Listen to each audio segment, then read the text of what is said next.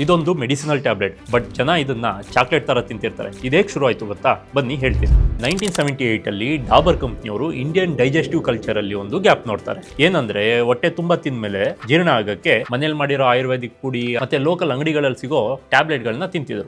ಯಾವುದೇ ರೀತಿ branded trusted digestive tablet ಇರಲಿಲ್ಲ. ಮತ್ತೆ ಡೈಜೆಸ್ಟಿವ್ ಟ್ಯಾಬ್ಲೆಟ್ ಅಂದ್ರೆ ಒಂದು ಮೆಡಿಸಿನ್ ಅನ್ನೋ ಫೀಲ್ ಬರ್ತಿತ್ತು. ಸೊ ಡಾಬರ್ ಅವರು ಸ್ಮಾರ್ಟ್ ಆಗಿ ಡೈಜೆಸ್ಟಿವ್ ಮೆಡಿಸಿನ್ ನ ಒಂದು ಸ್ನಾಕ್ಸ್ ರೀತಿ ಲಾಂಚ್ ಮಾಡಿದ್ರು. ಇದಕ್ಕೆ ಹಾಜ್ಮೋಲಾ ಅಂತ ಹೆಸರಿಟ್ಟು ಇವರು ಟೇಸ್ಟ್ ಫಸ್ಟ್ ಮತ್ತೆ ಮೆಡಿಸಿನ್ ನೆಕ್ಸ್ಟ್ ಅನ್ನೋ ಕಾನ್ಸೆಪ್ಟ್ ನ ಇಡ್ತಾರೆ. ಮತ್ತೆ ಇದು ಸ್ಪೈಸಿ ಚಟ್ಪಟಾ ಟೇಸ್ಟ್ ಇದ್ದಿದ್ದರಿಂದ ಬರೀ ₹1 6 ಟ್ಯಾಬ್ಲೆಟ್ ಸಿಕ್ತಿತ್ತು. ಇದು ಇನ್ಸ್ಟೆಂಟ್ ಹಿಟ್ ಆಯ್ತು. ಯಾವ ರೇಜಿಗೆ ಇದೊಂದು ಕಲ್ಟ್ ಬ್ರ್ಯಾಂಡ್ ಆಯ್ತು ಅಂದ್ರೆ ಮಕ್ಕಳು ಇದನ್ನ ಚಾಕ್ಲೇಟ್ ರೀತಿ ತಿನ್ನಕ್ ಶುರು ಮಾಡಿದ್ರು. ಇವರು ಕಪಿಲ್ ದೇವ್ ಮತ್ತೆ ಅಜಯ್ ದೇವ್ಗನ್ ಈ ತರ ಸೆಲೆಬ್ರಿಟಿಗಳಿಂದ ಆಡ್ಸ್ ಕೂಡ ರನ್ ಮಾಡಿಸಿದ್ರು. ಸೊ ಇವರು ಮಲ್ಟಿಪಲ್ ಫ್ಲೇವರ್ಸ್ ನ ಲಾಂಚ್ ಮಾಡ್ತಾರೆ. ಇವರು ಇಮ್ಲಿ, ಅನಾರ್ದನ್, ಪುದೀನಾ ಈ ತರ ಮಲ್ಟಿಪಲ್ ಫ್ಲೇವರ್ ಅಲ್ಲೂ ಸಹ ಲಾಂಚ್ ಮಾಡ್ತಾರೆ. ರೀಸೆಂಟ್ ರಿಪೋರ್ಟ್ ಪ್ರಕಾರ ಇಂಡಿಯಾದಲ್ಲಿ ದಿನಕ್ಕೆ 2 ಕೋಟಿ ಹಾಜ್ಮೋಲಾ ಕ್ಯಾಂಡಿನ ಕನ್ಸ್ಯೂಮ್ ಮಾಡ್ತಾರೆ.